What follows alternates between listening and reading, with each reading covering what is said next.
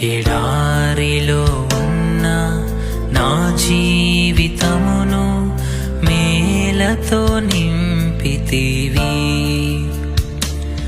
ఒక కీడైన దరి చేరక నన్ను తండ్రిగా కాచావు స్తోత్రం. ఒక కీడైన దరి చేరక నన్ను